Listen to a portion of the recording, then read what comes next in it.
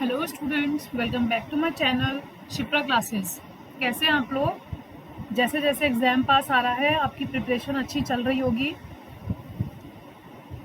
Previous videos आप देखते रहिए कंटिन्यूअस, क्योंकि प्रीवियस वीडियोस में हम लोग जो है क्या कर रहे हैं, क्वेश्चन पेपर डिस्कस कर रहे हैं, जिससे आपको एग्ज़ाम में बहुत हेल्प मिलने वाली है। ये जब आप एग्ज़ाम देने बैठेंगे, जब आपको समझ में आएगा कि क्वेश्चन करने से हमको प्रीवियस ईयर क्वेश्चन करने से कितनी ज़्यादा हेल्प हुई है। तो मैं आपको यही सजेस्ट करूँगी कि डेली ज़्यादा तो क्वेश्चन मैं भी नहीं कराती हूँ, आपको 10 क्वेश्चंस हार्डली मैथ्स में करा रही हूँ, जिससे आपको ये क्लियर हो जाएगा कि किस तरीके के क्वेश्चन को हमने प्रिपेयर करना है। तो हम जो है 2021 का पेपर डिस्कस कर रहे हैं, ट्यूटेड पेपर 2 मैथ्स का, जिसमें हम 20 क्वेश्चन डिस्कस कर चुके हैं। आज जो हम डिस्कस करेंगे 21 से 30 तक के क्वेश्चंस डिस्कस करेंगे। चलिए स्टार्ट करते हैं हम अपनी आज की वीडियो। क्वेश्चन नंबर 21 है, अ brick measures 20 centimetre, 10 centimetre and 7.5 centimetre. एक ब्रिक जो है वो इस मेजरमेंट में है 20, 10 और 7.5 सेंटीमीटर। अब कह रहे कि हाउ मेनी ब्रिक्स, कितनी ब्रिक्स जरूरत पड़ेगी हमें अगर उन्हें कंप्लीट 20 मीटर, 2 मीटर और 0.75 मीटर की बनानी हो। तो हम क्या करते हैं उस केस में, पहले तो आपको दोनों यूनिट को सेम करना होगा, या तो सेंटीमीटर को मीटर में खींचिए या मीटर को सेंटीमीटर में खींचिए। तो सबसे पहले हमें क्या करना होगा, जो टोटल हमें चाहिए उससे हम स्मॉल को क्या करते हैं, डिवाइड कर देते हैं। मीन्स 20 मीटर है, 20 मीटर को सेंटीमीटर में चेंज करेंगे। 1 मीटर में 100 होते हैं, 20 मीटर में कितने हो जाएंगे, 20 100 मल्टीप्लाइड बाई 2 मीटर में 200 और 0.75 मीटर में 75। ठीक है, तो इसे हम डिवाइड किससे कर देंगे, 20 इंटू 10 इंटू 7.5। ऐसा क्यों किया हमने, क्योंकि हमें जो टोटल ब्रिक्स हैं उसमें से जो सिंगल ब्रिक थी, जब डिवाइड करेंगे तो आपको पता चल जाएगा हमें कितनी ब्रिक्स की रिक्वायरमेंट है। तो ये 2 जीरो जो है, ये 2 जीरो से कैंसिल आउट हुई। ये डेसिमल हटा के हमने यहाँ 0 बढ़ाया, 75 से इसको डिवाइड करा तो 10 आ गया। तो आंसर क्या मिला, 2 2 ज़ा 4। ये 2 से 2 भी कैंसिल हो जाएगा तो 2 आ गया खाली। 2 1 2 3 4 40, इट मीन्स 20,000। तो सी आपका करेक्ट ऑप्शन हो जाएगा। 21 का आंसर हो जाएगा सी। सिंपल, टोटल ब्रिक्स में से हमने सिंगल ब्रिक की जो मेजरमेंट थी उससे उसको डिवाइड कर दिया। दोनों को सेम यूनिट में बना लीजिए। अगर आप सेंटीमीटर से मीटर में कन्वर्ट करेंगे तो थोड़ा लेंथी भी हो जाएगा, और बट आंसर आपका सेम ही मिलेगा आपको। Next question, question number 22।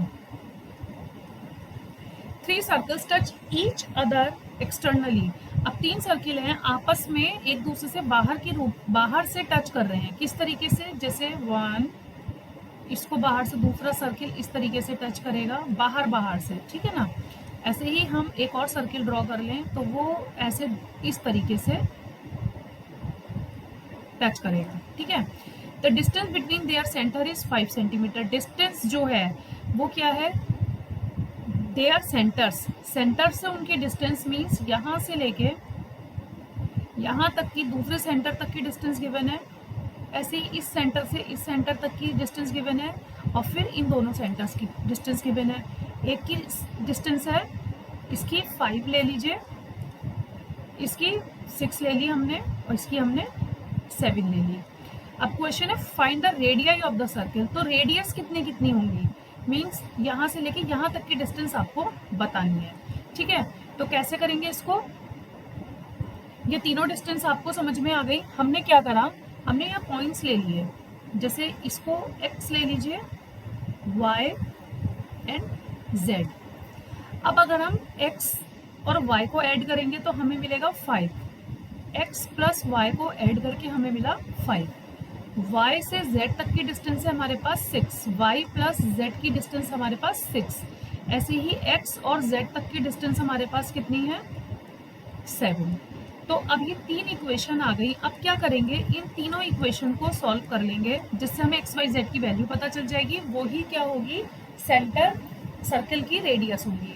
तो हमने इन दोनों इक्वेशंस को ले लिया, x plus y equals to 5 and y plus z equals to 6, minus लिया तो ये तो कैंसिल आउट हो गया, x minus z equals to क्या आया, यहाँ माइनस लगा हुआ है -1।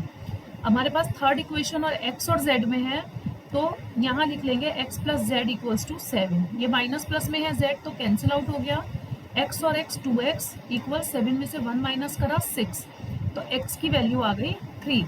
तो एक रेडियस आपको पता चल गई 3। अब देखिए 3 कहाँ कहाँ है, एक तो फर्स्ट ऑप्शन में है 3, सेकेंड ऑप्शन में भी है, थर्ड ऑप्शन में भी है, डी में नहीं है तो डी आपका एलिमिनेट हो गया। अब जब x की वैल्यू 3 आ गई तो हमने put the value of x in equation 1, put the value of x in equation 1, तो हमें क्या मिलेगा, x plus y equals to क्या है 5, तो 3 प्लस वाई इक्वल्स टू 5, तो y की वैल्यू क्या आ जाएगी 5 माइनस 3 इक्वल्स टू 2, तो y की वैल्यू आ गई 2। अब 2 हमारे पास इस ऑप्शन में है, इस ऑप्शन में नहीं है तो ये भी कैंसिल आउट हो गया, और 2 यहाँ भी नहीं है तो ये भी कैंसिल आउट हो गया, तो आपका आंसर क्या हो गया A। अगर आप चाहते हैं क्रॉस चेक करना तो आपको z की वैल्यू 4 मिलनी चाहिए, तो अब हम क्या करेंगे, y प्लस जेड इक्वल 6 था तो क्या हो जाएगा, यहाँ पे सॉल्व कर लेते हैं, चलिए y plus z equals to क्या है 6, y की वैल्यू आ गई 2 प्लस जेड इक्वल्स टू 6, तो z equals to 6 minus 2 which is 4 centimetre, तो मिल गया आपको z की वैल्यू भी, तो इसलिए आपका ऑप्शन क्या होगा A, क्योंकि x की वैल्यू मिली 3, y की वैल्यू मिली 2, तो हमारे पास जो 3 रेडियस आई वो क्या क्या आई 2, 3 एंड 4, तो हमारा आंसर हो गया option A। Next question, question number 23, LCM बताना है। अब जब हम फ्रैक्शन में एलसीएम फाइंड आउट करते हैं तो उसमें कैसे निकालते हैं, आई होप पता होगा आप लोगों को वैसे तो, पर फिर भी मैं आपको बताती हूँ। हम क्या करते हैं, न्यूमरेटर का हम लेते हैं एलसीएम, मीन्स 2, 3 और 4 का तो हम लेंगे एलसीएम, और 5, 10 और 15 का हम लेंगे एचसीएफ, ठीक है। तो 2, 3 और 4 का एलसीएम सिंपल, वैसे तो आपको पता है कि 12 होता है, पर फिर भी सॉल्व कर लेते हैं। कैसे सॉल्व करते हैं,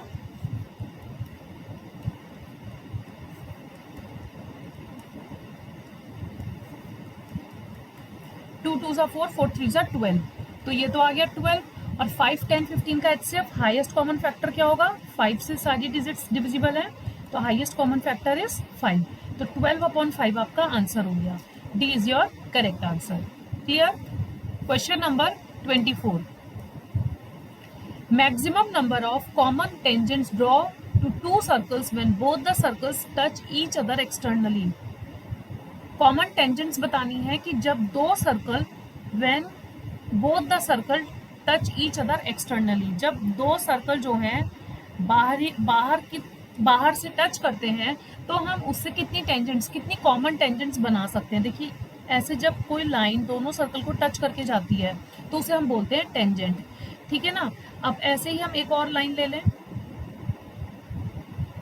इस तरीके से टच करती हुई जब जाएगी कोई लाइन तो वो भी क्या होगी, टेंजेंट। तो हमारे पास कितनी लाइंस मिली, 2, तो इसका आंसर हो जाएगा 2।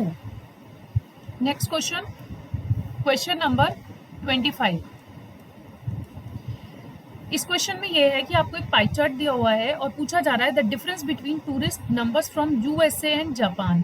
यूएसए और जापान का कितना डिफरेंस है। सबसे पहले यूएसए में कितना है 40% और जापान में कितना है 30%, तो डिफरेंस कितना हो गया इनका 10%, तो टोटल कितना दिया था 20 लाख, तो 20 लाख का 10% कितना होगा, 20 लाख का 10% कितना होगा, ऑब्वियस ही बात है कि 2 लाख, ठीक है ना।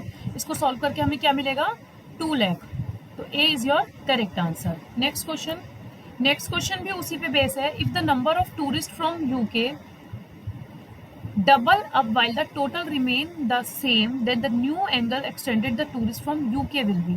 यूके का कह रहे हैं कि डबल कर दिया जाए, तो यूके में कितने हैं, यूके में है 10%, इट मीन्स यूके में अगर 10% है तो यूके का डबल कितना हो जाएगा 20%, ठीक है।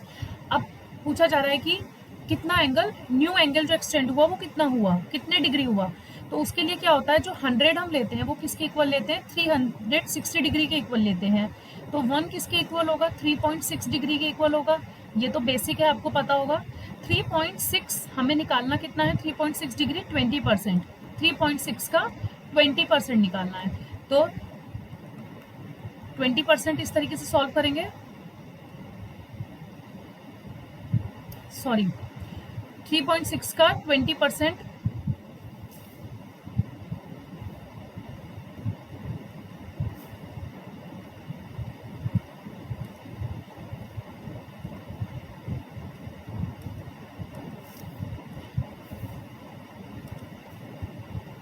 यहाँ पर दोबारा सॉल्व कर देती हूँ। 3.6 इंटू 20, तो ये आएगा 72.0, मीन